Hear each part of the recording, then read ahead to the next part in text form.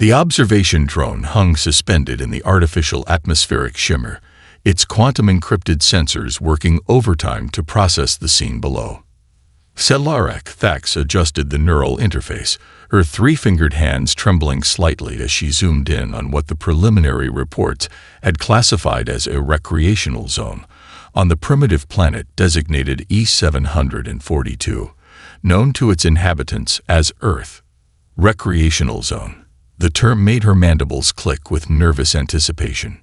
The playground looked deceptively simple, a collection of metal structures, synthetic rubber surfaces, and what appeared to be randomized obstacles scattered across a designated area.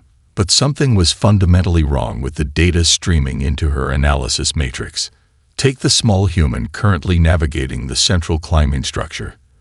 The child, approximately 7.3 standard solar cycles in age, moved with a fluidity that defied every developmental model in the Galactic Confederation's xenobiological database, where other species young would approach such a complex three-dimensional environment with caution. This human child attacked the structure like it was a living challenge waiting to be conquered. Solara enhanced the tracking algorithms, her secondary visual receptors struggling to keep up with the rapid movement. The child didn't just climb, he analyzed. Each hand placement was a calculated decision. Each foot movement a strategic choice. When he deliberately, and Solara was certain it was deliberate, allowed himself to slip, the resulting movement was nothing short of a controlled descent that would make most military training coordinators weep with envy. A crash from another section of the playground drew her attention. Two slightly larger humans, presumably in the 9 to 11 solar cycle range, were engaged in what initially looked like a chaotic confrontation. But as Solara's analysis deepened, she recognized something far more complex. This was not a fight. This was a simulation. The taller human, wearing a garment with primitive graphic representations of what her cultural database identified as dinosaurs, was using the playground's terrain as a complex three-dimensional strategy space. Sand became terrain.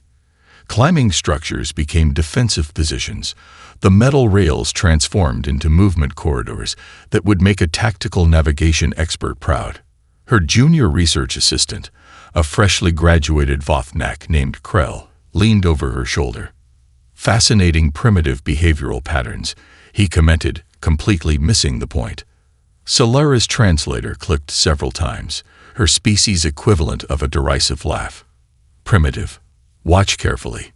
The moment Krell focused, the human children demonstrated something extraordinary.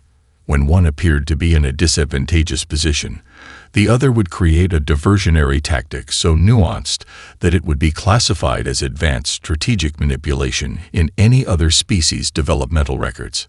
A swing, a simple pendulum device designed for apparent recreational momentum, became a perfect demonstration of gravitational manipulation and risk assessment. The human child pumped their legs with mathematical precision, understanding momentum, trajectory, and potential energy in a way that suggested intuitive physics far beyond their supposed developmental stage. Run a full spectral analysis on that swing sequence, Solara commanded the drone's eye. When the results came back, even she was stunned. The child's swing trajectory followed a near-perfect mathematical curve that integrated potential and kinetic energy with such refined calculation that it would be considered advanced calculus in most galactic academic institutions. And this was coming from a being who, by all other metrics, should be considered barely beyond basic motor skill development. Krell's mandibles dropped. That's not possible. But it was possible. And it was happening right in front of them. The playground was not a recreational zone. It was a training ground so sophisticated that its very nature was camouflaged by its apparent randomness. Every structure, every interaction, every moment of apparent chaos was a carefully designed evolutionary crucible. Humanity was not preparing its young through traditional educational models.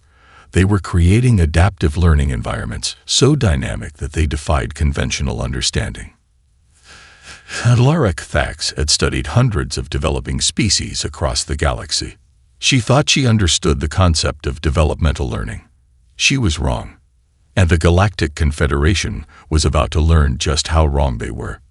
The drone continued its silent observation, recording every movement, every interaction. But for the first time in her distinguished career, Sci-Fi HFY felt something she had never experienced before.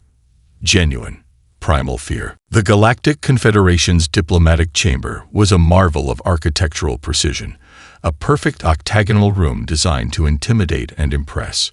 Smooth crystalline walls shifted with holographic data streams, reflecting centuries of carefully managed first contact protocols.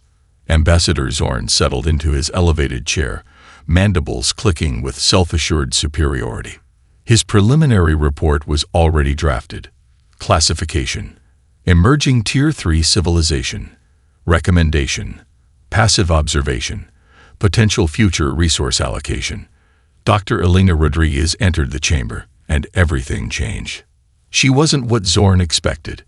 No elaborate diplomatic uniform, no ceremonial regalia, just a simple graphite gray suit that seemed to absorb light, and a posture that suggested she could dismantle the entire room's security systems before anyone could blink.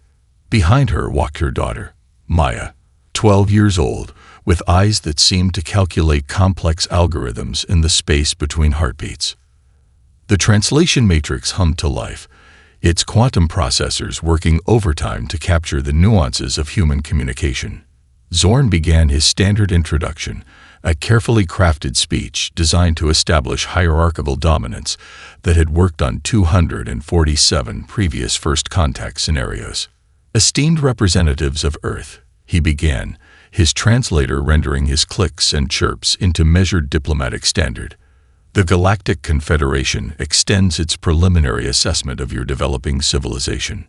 Maya interrupted before he could complete the third diplomatic clause.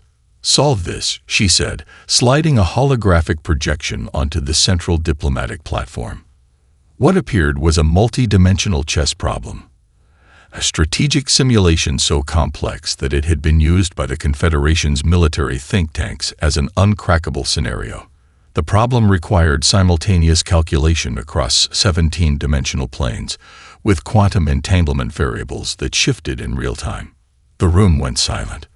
Ambassador Zorn's translator glitched, his communication implants struggling to process the sudden disruption of protocol. His secondary neural net began running diagnostic checks, certain that some form of technological interference was occurring. Maya didn't wait for acknowledgement. Her fingers danced across the holographic interface, manipulating variables with an intuition that defied mathematical probability. 17-dimensional variables twisted and realigned. Quantum probabilities collapsed and reformed. The impossible became not just possible, but inevitable. 3 minutes and 27 seconds later, she solved it. Dr. Rodriguez didn't even look surprised. She simply raised an eyebrow at the stunned alien delegation, a gesture that somehow communicated more diplomatic complexity than any prepared speech. My daughter finds your strategic modeling quaint, she said casually. Krell, the junior research assistant who had been with Solara during the playground observation, was present as a junior diplomatic observer. His mandibles clicked rapidly, a sign of extreme emotional response in his species. The mathematical resolution Maya had just demonstrated would have taken the most advanced AI systems in the Confederation months of computational processing. The implications were staggering. This wasn't just intelligence. This was a fundamental reimagining of cognitive processing. Ambassador Zorn's carefully prepared reports began to disintegrate, not physically, but conceptually. His entire understanding of developmental learning, of technological progression, of species potential, was being systematically dismantled by a 12-year-old human girl. Perhaps, Dr. Rodriguez said, her voice carrying the weight of scientific precision, we should discuss what you've observed about our developmental processes. It wasn't a request. It was a strategic maneuver so elegant that it made the entire diplomatic scenario feel like a carefully orchestrated demonstration. Zorn realized, with a growing sense of existential dread, that the humans weren't just participating in first contact. They were conducting an advanced psychological assessment of the Galactic Confederation itself. Every moment, every interaction was a test, and humanity was about to show exactly what they had been training for. The diplomatic chamber's environmental control suddenly felt less like a neutral space and more like a carefully designed observation arena. The humans weren't here to be evaluated. They were here to evaluate. Dr. Arya Chen's classified report hit the galactic intelligence networks like a quantum shockwave. The document was deceptively simple in its initial formatting, a standard xenodevelopmental analysis that quickly devolved into something far more terrifying. Each page peeled back another layer of humanity's most sophisticated training system, hidden in plain sight. Playground equipment, advanced developmental conditioning modules. The first section header read, Monkey bars, zero-gravity maneuverability training, anatomical analysis. Far more than a simple upper-body strength exercise, the monkey bars represented a complex biomechanical training system. The human child learned spatial orientation, grip strength modulation, momentum transfer, and risk assessment with each crossing. The seemingly random act of swinging from bar to bar was actually a refined neural pathway development protocol. The Confederation's top military strategists found themselves studying elementary school playground footage with increasing horror. Spinning platforms, vestibular disruption, and adaptation conditioning. Most species approached environmental disorientation as a critical weakness. Humans transformed it into a trainable skill. The common playground merry-go-round wasn't just a recreational device. It was a sophisticated sensory adaptation module. Children learned to maintain cognitive function under extreme rotational stress, develop rapid spatial reorientation capabilities, manage physiological stress responses, create strategic thinking under disorienting conditions.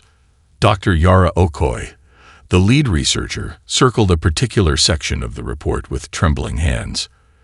The data suggested that human children who regularly used spinning platforms developed neural plasticity that was 372% more adaptive than any known galactic species. Sandboxes, tactical terrain modeling, and strategic simulation.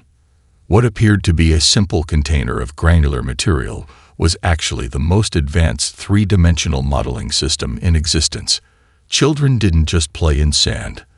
They conducted complex terrain analysis, infrastructure planning, and strategic simulation. A series of comparative images showed. Left side, a child's sandcastle. Right side, advanced military terrain modeling. The structural similarities were not just coincidental. They were fundamentally identical. Slide, gravitational adaptation, and high-speed navigation training. The simple inclined plane was a masterclass in physics education. Each slide represented potential and kinetic energy manipulation, friction coefficient understanding, momentum management, rapid decision-making under acceleration.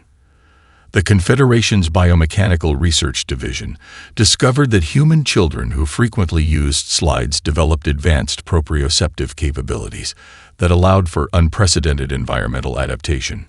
Dr. Chen's most controversial conclusion was buried in the report's final pages. Playgrounds are not recreational spaces. They are the most sophisticated evolutionary adaptation system ever discovered.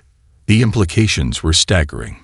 While other species developed rigid, controlled learning environments, humans had created adaptive learning ecosystems so dynamic that their true purpose was camouflaged by apparent randomness. Senior strategist Clevin of the Galactic Developmental Research Division reviewed the report for the third time. His neural implants struggled to process the data. Traditional xenobiological models suggested that species develop through controlled, structured learning environments. Humanity had inverted that entire concept. Their children didn't just learn. They evolved in real time. The playground wasn't just a training ground. It was an evolutionary crucible. Each structure, each interaction, each moment of apparent chaos was a carefully designed system that transformed potential into capability. Gravity became a teacher. Motion became a lesson. Social interaction became a complex adaptive algorithm. By the time the report finished circulating through classified channels, one thing became terrifyingly clear. Humanity wasn't just preparing its young for their current environment. They were preparing them for environments that didn't even exist yet. And no one, absolutely no one, had seen it coming. The Reclassified hegemony's invasion fleet emerged from quantum slit space with surgical precision. 300 battlecruisers, each the size of a small moon, positioned themselves around the human colony of New Providence. Intelligence reports suggested an easy conquest, a relatively new colony with minimal defensive capabilities. Captain Vornak reviewed the invasion protocols one final time. Standard procedure: overwhelming force, rapid territorial control, systematic resource extraction. The colony's population would be processed, its resources stripped, its potential neutralized. He never saw the first attack coming. The colony's defense looked less like a traditional military response and more like a horrifyingly adaptive living system. What should have been vulnerable civilian infrastructure transformed into a nightmare of strategic complexity. A group of teenagers, the oldest no more than 17, became the first line of defense. They moved like they were still on a playground, using the colony's terrain as one massive, interconnected tactical environment. A mining loader became a mobile weapon platform. Automated agricultural equipment transformed into precise siege engines. Communication towers became electronic warfare nodes that danced around the Reclassified fleet's computational defenses. Kai Rodriguez, the son of the diplomat who had first contacted the Galactic Confederation, led the defense. His tactical approach was a perfect synthesis of playground-learned skills and advanced military strategy. A spinning platform from his childhood playground became the inspiration for a devastating electronic warfare technique. He used the same rotational principles he'd learned as a child to create an electromagnetic pulse cascade that systematically dismantled the Reclassified fleet's computational networks. The children who had grown up climbing rope obstacles now navigated zero-gravity combat zones with intuitive grace. Those who had spent hours in sandboxes now understood terrain manipulation at a level that made traditional military strategists look like amateurs. "Rotate left quadrant," Kai called out, his voice calm despite the massive battlecruisers surrounding the colony. 3 teenagers manning a repurposed mining control center shifted their position, using the same cooperative skills they'd learned during childhood games. The Reclassified communication channels erupted in confusion. Their tactical AI struggled to process a defense strategy that defied every known combat algorithm. Captain Vornak watched in growing horror as his invasion plan disintegrated. The colony wasn't just defending itself. It was teaching his fleet a lesson in adaptive warfare. A group of middle school students used the colony's agricultural drone network like a massive, distributed tactical system. Each drone became an extension of a collective strategy, moving with a coordination that suggested a hive mind level of communication. "They're using playground tactics," one of Vornak's tactical officers reported, mandibles clicking in disbelief. "It's like they're playing a game." But it was a game with real consequences. When the first Reclassified landing craft approached the colony's surface, they were met not with traditional defensive positions, but with a dynamic environment that seemed to shift and adapt in real time. What appeared to be simple agricultural equipment became advanced defensive systems. Communication towers transformed into electronic warfare platforms. Kai Rodriguez stood in the colony's central command center, a holographic display showing the battle's progression. To an outside observer, his movements might have looked like he was playing an elaborate strategy game. His hands moved with the same fluid grace he'd once used on monkey bars, each gesture a complex tactical decision. 12 hours into the invasion, the Reclassified fleet was in full retreat. They had attacked what they thought was a vulnerable colony. Instead, they had challenged a species that had been training for conflict since childhood, where every moment of play was a preparation for survival. The colony hadn't just defended itself, it had conducted an advanced lesson in adaptive warfare. As the last Reclassified ships retreated, a simple message was broadcast across their communication network. "Playgrounds closed. Time to go home." Captain Vornak could only stare in stunned silence. Humanity wasn't just a species. They were a living, adaptive strategic system. The innovation labs of the Galactic Research Consortium resembled sterile cathedrals of scientific pursuit, carefully controlled environments where breakthrough technologies were meticulously engineered. Dr. Elena Rodriguez walked these halls like an intruder, her very presence a disruption to their carefully maintained order. Her latest submission came from an unexpected source, a recording of her nephew's science fair project.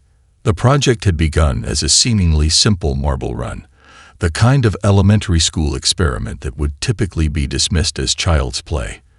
But this was no ordinary demonstration. 8-year-old Marcus had created a quantum information transfer system that made the consortium's most advanced communication networks look like primitive telegraph machines. The principle was deceptively simple. The marble run wasn't just a path for small spherical objects. It was a perfect demonstration of quantum entanglement, information routing, and adaptive network design.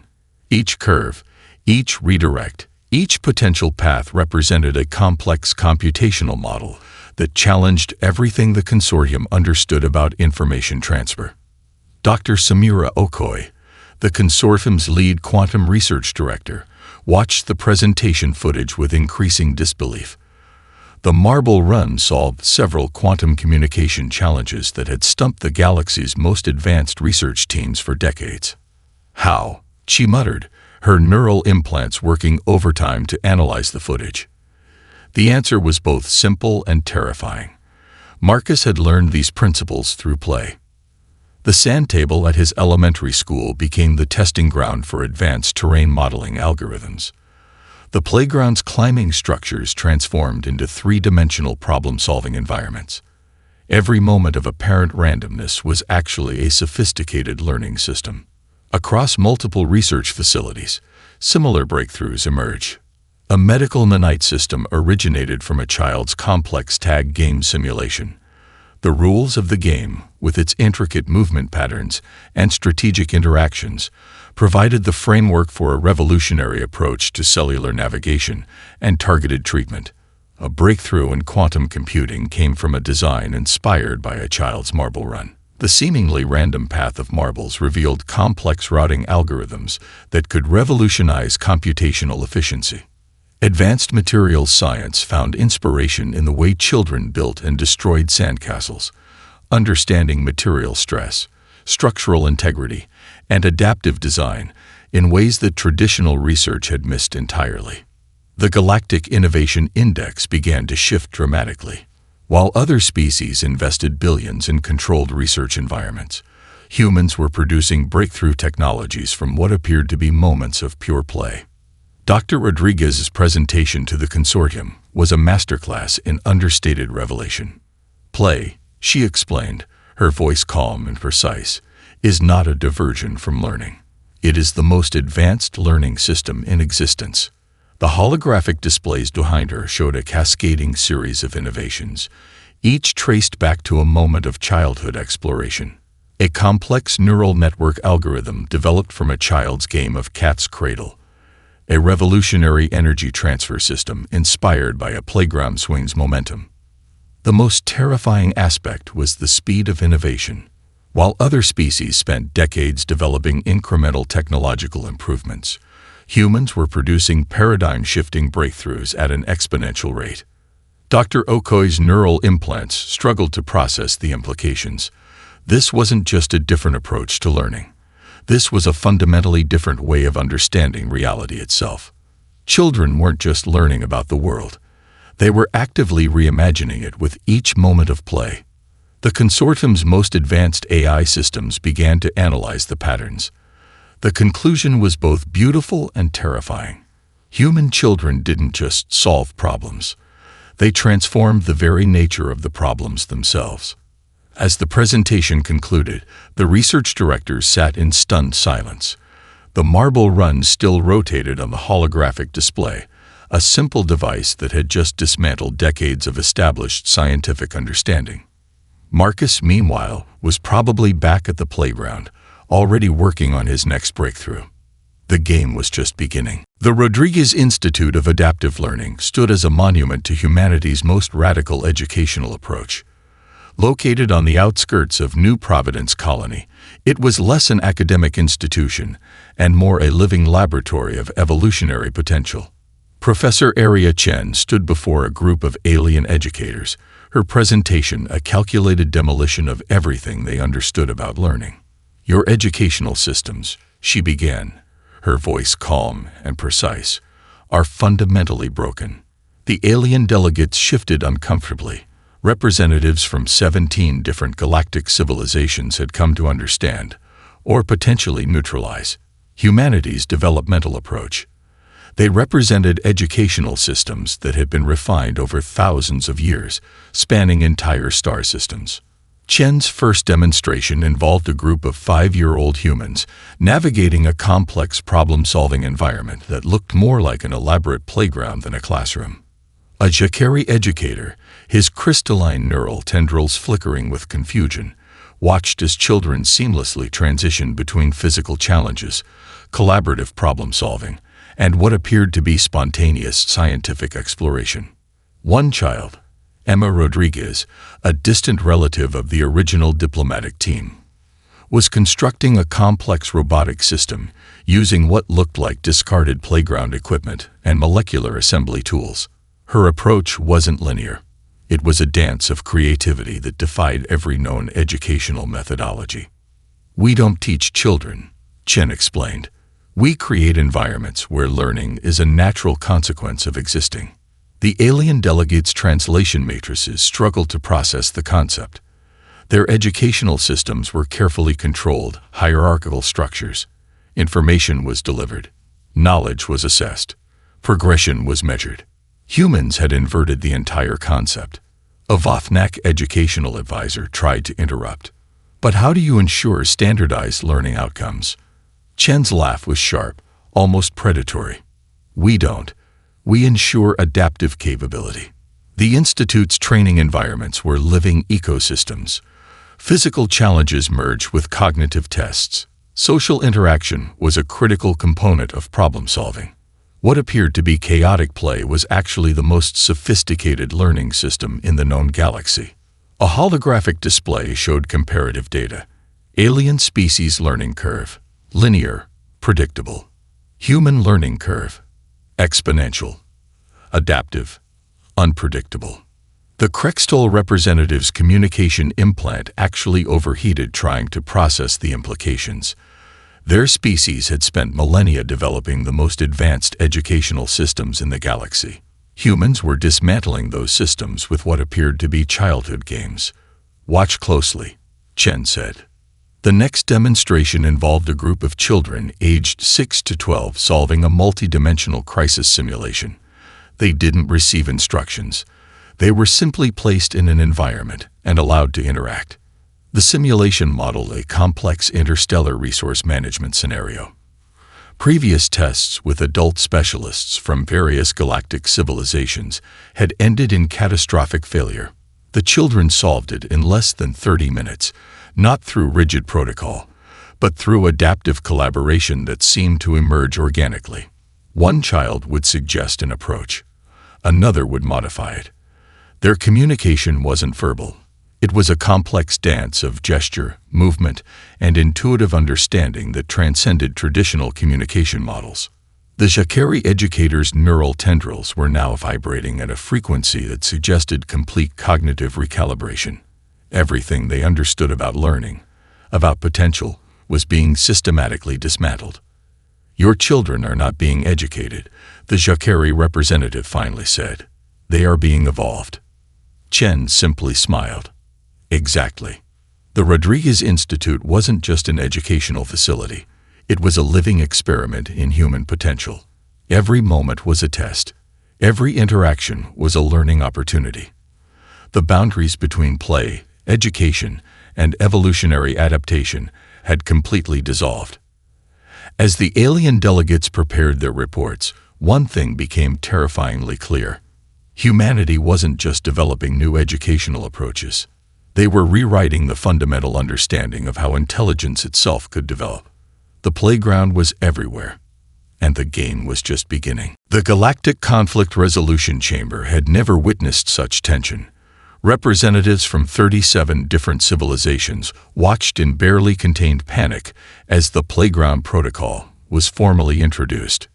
Ambassador Elena Rodriguez stood at the center of the chamber, her presentation a surgical strike against every established diplomatic and strategic paradigm. Adaptation is not a skill, she began, her voice cutting through the multilingual murmurs. It is the fundamental language of survival. The holographic displays behind her told a story more complex than any diplomatic treaty. Images of human children, from playgrounds, classrooms, community centers, transformed into a living, breathing demonstration of evolutionary potential. Representatives from the Kraxtal hegemony, still reeling from their failed invasion, sat with mandibles clenched. The Vothnak diplomatic corps looked like they were experiencing a collective neural meltdown. Even the notoriously inscrutable Jakari seemed unable to maintain their traditional emotional restraint. The Playground Protocol was both simple and revolutionary. 1. Recognition of play as the most advanced learning system in existence. 2. Mandatory observation of human developmental environments. 3. Prohibition of interference with human educational and developmental processes. Each point was a strategic landmine, carefully designed to challenge every existing galactic governance model. Ambassador Cathax, the same sinoanthropologist who had first observed human playgrounds, now sat among the senior diplomatic corps. Her preliminary research had transformed from an academic curiosity into the most important diplomatic document in galactic history. "We've been watching children," Rodriguez continued, "and completely misunderstanding what we were seeing." A series of holographic sequences demonstrated the protocol's core principle. A child's game of tag became a complex simulation of social dynamics and strategic movement. A sandbox construction project revealed advanced terrain modeling and collaborative problem-solving techniques. A simple swing set demonstrated intricate understanding of physics, momentum, and risk assessment. The Krextol representative finally broke the silence. "This is not a protocol," he clicked through his translator. "This is a declaration of evolutionary superiority." Rodriguez didn't even blink. "This is an invitation to understand a different approach to potential." The diplomatic implications were staggering. Every civilization in the chamber was being asked to fundamentally re-examine their understanding of learning, development, and potential. The Playground Protocol wasn't just a diplomatic document. It was a philosophical revolution. Dr. Aria Chen, standing just behind Rodriguez, activated a secondary holographic display. It showed comparative data of species development. Traditional galactic species. Linear, controlled development. Humanity. Exponential, adaptive development. The data was irrefutable. While other species spent millennia developing incremental improvements, humans were generating paradigm-shifting innovations at an unprecedented rate. The Vothnak diplomatic coordinator's neural implants were visibly struggling. "You're suggesting," he stammered, "that your children are more adaptive than our most advanced training systems." "We're suggesting," Rodriguez corrected, "that learning is not something that happens to you. It's something you create." The chamber went silent. Each alien representative was forced to confront a terrifying possibility. What if they had been fundamentally wrong about the nature of intelligence? What if potential wasn't something to be controlled, but something to be unleashed? The Playground Protocol was more than a diplomatic document. It was an evolutionary challenge. Some civilizations would adapt. Some would resist. But none would remain unchanged. As the voting commenced, one thing became crystal clear. The game had changed. And humanity had been preparing for this moment since childhood. The playground was no longer just a place for children. It was the training ground for a species about to reshape the galaxy. The multidimensional threat emerged from the quantum substrate between realities, a computational nightmare that had consumed 17 advanced civilizations before humanity even became aware of its existence. Most species would have responded with traditional military protocols. Humanity did something entirely different. They called in the children. Maya Rodriguez, now 16, stood at the center of the emergency response team. Around her, a group of teenagers from various human colonies moved with a synchronicity that defied traditional understanding of tactical coordination. The threat was beyond conventional comprehension. A computational entity that existed simultaneously across multiple dimensional planes, capable of consuming entire civilizations by unraveling their fundamental computational infrastructures. Previous encounters had resulted in complete systemic collapse. But these were children who had grown up learning to turn chaos into opportunity. "Sandbox scenario," Maya called out, her voice calm. The team understood immediately. What looked like a chaotic response was actually a perfectly choreographed multi-dimensional engagement strategy. Each team member moved with the same intuitive grace they had once used on playground equipment. A climbing structure's complex navigation became a model for interdimensional movement. A swing's momentum transfer translated into computational wave manipulation. The alien observation teams watched in stunned silence. The threat didn't just encounter resistance. It encountered a living, adaptive system that had been preparing for this moment since childhood. Kai Rodriguez, Maya's cousin, managed the computational interface. His hands moved like he was playing the most complex video game ever conceived, each gesture a precise mathematical intervention. The skills he learned from years of strategic playground interactions transformed the most advanced threat the galaxy had ever seen into a problem to be solved.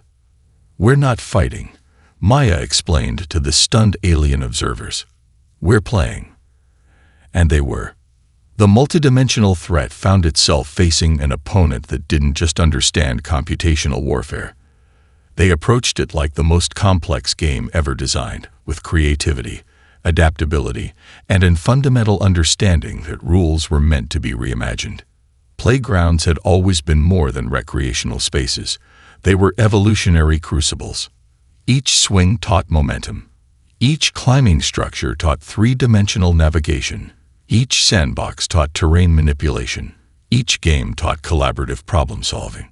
The threat tried to consume their computational infrastructure. Instead, it found itself redirected, fragmented, transformed. 12 hours into the engagement, the impossible happened. The multidimensional threat wasn't just stopped. It was solved. Not through overwhelming force, not through advanced technology, but through an approach to problem-solving that saw the entire universe as the most elaborate playground ever created. The alien observation teams struggled to process what they had witnessed. This wasn't a military engagement. This was a group of children solving the most complex computational problem in galactic history like it was an afternoon game. Dr. Elena Rodriguez, now the senior scientific advisor to the Galactic Confederation, watched the final computational traces with a knowing smile. "They've been training for this their entire lives," she said quietly. "We just didn't realize the training ground was everywhere." The playground was no longer just a place for children. It was humanity's training ground for survival. As the computational remnants of the threat dissolved, Maya looked up at the alien observers. Her smile was both a welcome and a warning. "Game over," she said simply. The universe would never be the same. And somewhere, on a distant planet, children continued to play, preparing for challenges that didn't even exist yet. The game was just beginning.